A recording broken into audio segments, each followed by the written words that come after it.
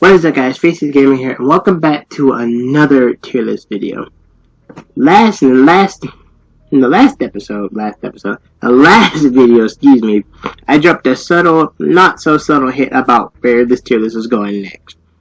And I said that our next tier list would deal with a certain intergalactic bounty hunter. That could have been anybody. Could have been Boba Fett. Could have been Captain Falcon. But obviously, I was talking about the Metroid series. I've been a humongous fan of the Metroid series since Metroid Fusion. Well, really since Super. I'm not gonna lie. Super is what got me into the franchise at that point. I've played almost every single game, minus about 4 of them. So, for this tier list, I'm just gonna give my, blatant, my unbiased, unfiltered thoughts and opinions about each game. So, let's jump into this with the first Metroid game I ever played, Metroid Fusion, for the Game Boy Advance. Can you believe this game it will be turning 12 years old this year? This game is 12 years old, can you believe that? It released 22, excuse me. This game released all the way back in 2002, and it's been 20 years since its initial release, can you believe that? Metroid Fusion was, again, the first Metroid game I ever played. And I thought at the time this game was the hardest game I had ever played in my life. Because, for whatever reason, I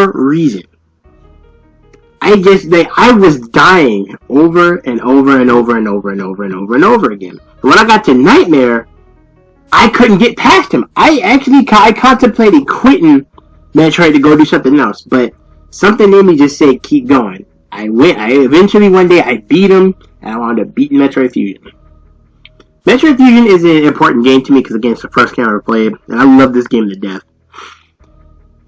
I go about almost every year playing the game at least once. At least once. So for me, I'm putting Metroid Fusion in A for me personally. I know I just said unbiased and unfiltered. I know, but this game is fun. This game is super duper fun, and I think it's a very good game. As for the next game up, we got Metroid 2 for the Game Boy. I'm playing this on the Switch, and I don't even know where I am. I think I'm in Area 3, but I'm not sure. Metroid 2 is a guide game. If you don't have a guide, you're not gonna know where to go. And because I got to at least Area 3 without a guide, and I'm kind of just lost right now, and I don't really know where to go, I have to pull up a guide. But for me, Metroid 2, at least the original on the Game Boy, is putting it as C tier. It's not a terrible game, but it's another it's another building block from which the Metroid series would, go on to be a lot more. Not exactly fun, but it was a stepping stone that led us to one of the better 2D games, I should say. Alright, next up we have Federation Force, never played that, and Prime Hunters, never played that. So, Prime 3, Metroid Prime 3 Corruption. I just recently played this game early last year, I should say, early in 2023, I should say. I was pleasantly surprised by how much fun I was having. I thought that of course I hadn't played at the time. The first time I played Metroid Prime 3 was in 2021, so it had been about 2 years since I had played it. Hopping back into it, I stopped just before a boss fight. And I wound up dying because I didn't know that I didn't have a grasp on the controls. So I took a second to read up on the controls, and then settled myself in for a long adventure. By the time I finished Prom 3, I had a goofy smile on my face. I was like, this game was fun. This game was a lot of fun. But I gotta ask myself, did I enjoy it as much as I enjoyed Fusion? Not exactly. But I will put it in at least B. It was at least that fun. Had a lot of fun. Up next, we have another Metroid game I beat back in 2023, and that is Metroid Other M. This game, gameplay-wise, I'm already gonna tell you right now, I put it on the same level as Prime 3. I'm put it in B tier. Here's why. Gameplay-wise, it's a Metroid game. You use the abilities that you unlock, that you gain, to explore deeper and deeper and deeper into the environment that you're in. In this case, we are in a research station, just like we were back in this game right here. But the difference between, there's not much difference between this game and this game. Both stories are pretty linear. Both take place on site a research station. But unlike Fusion, the upgrades you get in Other M come from Super. You just have to unlock them at certain points in the story. You don't find them because you already have everything, minus the X-ray visor. But putting story to the side, gameplay wise, Metroid Prime is right here at B tier. Not Metroid Prime. Metroid Other M is right here at B tier. I don't think it's A. I don't think it's C. I don't even think it's D. I put it in B. Now, Prime Remastered. I don't think anyone's gonna disagree with me here, but this is an S tier. This is a great remaster. Graphically, it looks amazing. Control-wise, fine-tuned to a T. The original's controls took some getting used to, but this game's controls, you can even play this game with the original controls. It feels weird. Like, if you started playing with modern controls and go back to the original GameCube controls, it feels weird. It feels unnatural to have to move Samus up, down, left, right with the left stick, and you know what I mean. But this was a great remake. This is an amazing remake. I've already beaten this game 3 times. 3 times for I've already beaten it. Twice for 100, well, really 3 times for 100%. But I haven't finished my hard run mode yet. I haven't finished my hard mode run. I'm going to be doing that hopefully soon. But Metroid Prime Remastered, S tier game. I highly recommend. If you haven't played it yet, or if you haven't experienced Metroid Prime ever, you play this. Or you can play the original. You can play the original both GameCube or on the trilogy version, which we'll be talking about soon. As a matter of fact, we might as well go ahead and skip ahead though. Metroid Prime Pinball is a pinball game. I probably would have played it. Prime 1, OG Prime 1, I'm putting in A. The only reason why it's not an S like it's remaster is because the control scheme. Again, the remaster makes the control scheme much more simpler, and in my opinion, fits the game better than the clunky controls of the original. Right? But this is still a great game. I'm not taking anything away from the original Prime. It's still a great game. It's still a great game to play. Like I said, you have 3 different versions to play it from. You have this version, the Switch version, the GameCube version, and the Trilogy version, which once again we'll be talking about later. Up next is Samus Returns, which is just Metroid 2. I haven't played this yet, but I hope to play it soon. I'm going to put it there. Alright, let's take a breather. Let's slow it down. I'm kind of rushing. You might have noticed I'm kind of rushing through this tier list. Let's kind of take our time here. Let's take a breath. Okay. Let's go up next with the more recent entry in the series, Metroid Dread. This was a game that everybody who's been a Metroid fan has been waiting for. Specifically, me too. Ever since Metroid Dread got announced, I was counting the days until it came out. Unfortunately for me, I played it a couple months. I played it in early 2022. So it had been a while since it came out. But my first playthrough, oh my lord, I couldn't tell you how many times I got lost, how many times I died, or when I saw that ended for the first time, I was in here screaming like a maniac with how cool everything was. Samus is at her absolute best in this game, both combat-wise, control-wise, and personality-wise. She's at her best. Samus is a glorified badass in this game. Everything she does is badass.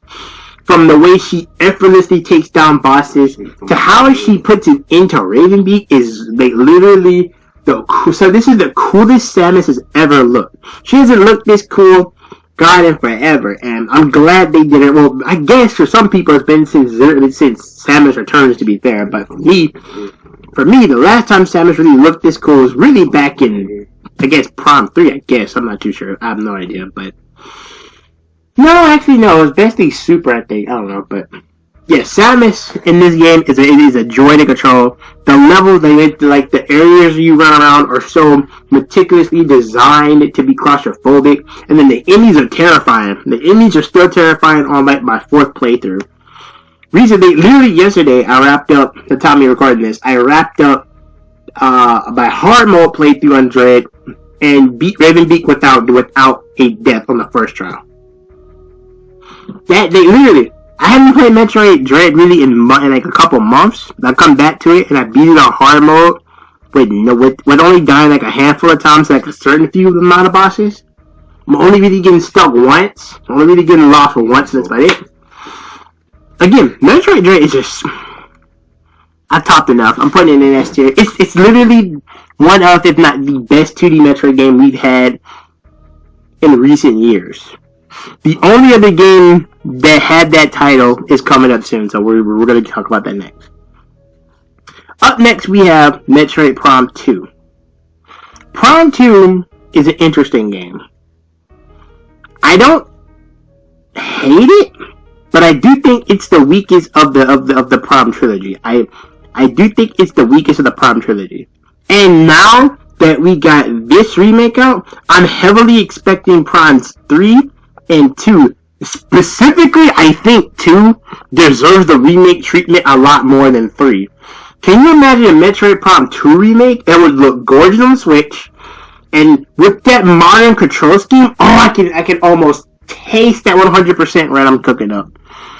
But since we're basing this on the GameCube original or the trilogy version, which we're going to be talking about next, I've been saying this a lot. I find Prime 2 to be the weakest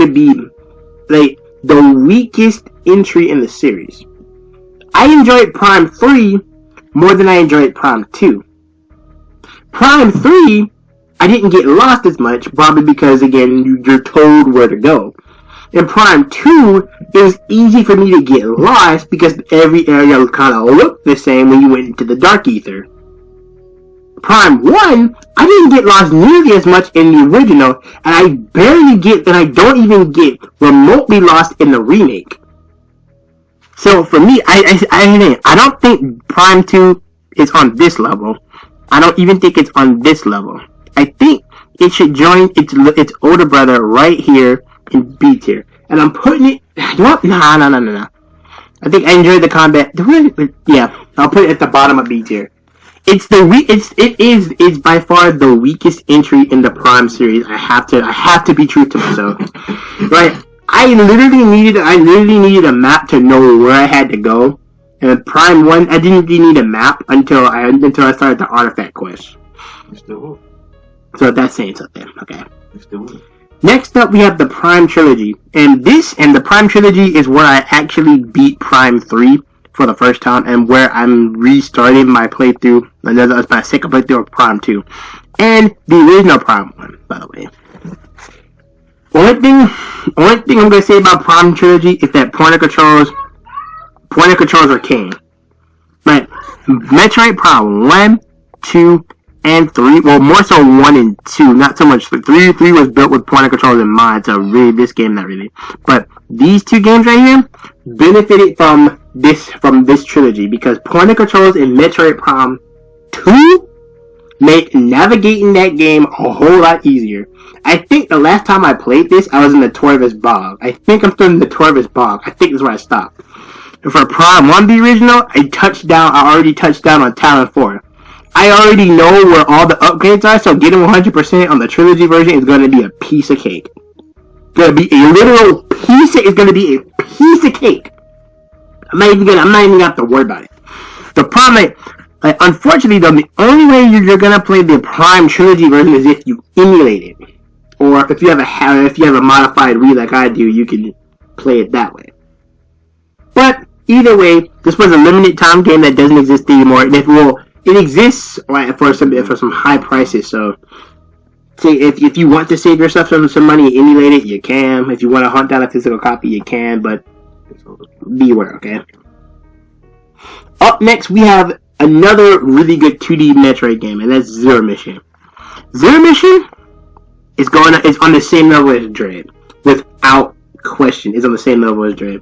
Again, while Dread feels even better control-wise than Zero Mission, at the time, Zero Mission was a worthy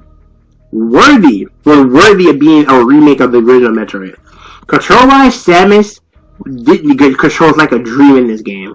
Her wall jump is back to being how it was in Super, which we'll talk about in a little bit. And just overall, the game was just faster. Of course, Zero Mission was built off the engine that Fusion was, so of course, after playing Fusion, I went and played Zero Mission. It was just like, whoa! And Fusion was actually the first 2D Metroid game that I actually went out of my way to 100%, and it was tough. There's a lot of like really strictly timed like speed booster puzzles that you gotta do. And my lord, I did it though. Don't get me wrong, I did it and beat the game 100%. But my lord, I needed a guide for those, but I'm not gonna lie. But other than that, control wise, this game is really great. Lore wise, this game is great. If you want your first start in the Metroid series, you start here. Start from Zero Mission and then work your way up. Up next, we have a game that has stood the test of time for literally a decade. We have the Super Nintendo Super Metroid. Do I even need to argue about its placement on this tier list? I don't think so. Well, truth be told, since we really don't have any games in D tier, we can go ahead and just get rid of D tier to be fair here. To be honest here, since we don't have anything in D tier. Alright, but Super Metroid, still Super Metroid, like Zero Mission and Fusion, holds up well to this day. Graphically, they are still good looking. Like, they're still good looking, they're still fun to play. Like, literally, my most recent playthrough of Super Metroid, I got a couple of things earlier. I got my first energy tank before heading down to Brinstar. And then I learned how to do the mob ball trick to get super missiles early. And then I went out of my way to take down Spore Spawn to get his set of super missiles that he was guarding. And then I got the wave beam, early, which allowed me to get power bombs earlier than expected. Because I'm supposed to have the grapple beam. But yeah, and then after I got the wave beam, I went to take down Krabe. Literally after I got the wave beam, I went to take down Krabe with super missiles, by the way. So yeah, my last playthrough of Super Metroid was really fun. I'm looking forward to the next playthrough I do, where I try to figure out how to get to Ridley faster and whatnot. But who knows? Super Metroid brought a lot of series first to the table. We had of course the grapple beam. We got the introduction of power bombs, the gravity suit, X-ray visor, which is replaced now by the pulse rate, by the radar pulse in this game, and the Aeon pulse radar in this game as well. But anyway, slice it, Super Metroid is still a classic, and I highly recommend if you haven't played Super Metroid. If you have a Switch like I do, my Switch over here. If you have a Switch and you have Switch Online, go play Super Metroid. Go play any of these Metroid. Go play any of the 2D classics. Go do that. Please, just do yourself a service. And finally, we have the game that started off the original Metroid. I'm gonna put it alongside its little brother in C tier. It's bare bones as heck. It's clunky. It's jank. It's full of jank, and you can tell it's an early game for the series. It's an early game for the series. If you want to start with Metroid, I would tell you to start with the original. But you have a much better, much more fleshed out remaster right here, which I think would do a better job of servicing you. It's like a beginning point. And then for its sequel, Metroid 2, you have obviously the 3DS version, which would probably work as a nice segue to the second game if you want to.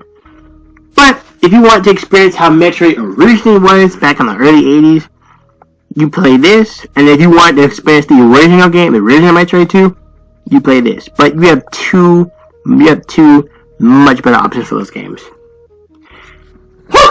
That's 3 tier lists in one day. And we're like, that's 3 tier lists on the first day. of 2024, and I'm just getting started. Next up, I think I'm gonna try to go ahead. I think I'm gonna try to figure out what I'm gonna try to go and record that Kung Lao versus rating video. See if I can get that out. But if you guys enjoyed this Metroid Tierlist, please let me know down in the comments. Well, let me know by leaving a like. And yeah, that's about it. Hopefully, again, I'm recording this on January 1st. This video will probably go out sometime in the future. I have no idea when, but you'll see it then. But hopefully you guys enjoyed this video. If you did, leave a like. Obviously, leave a like. And yeah, Faces Gamer signing out. See you on the next one. Peace.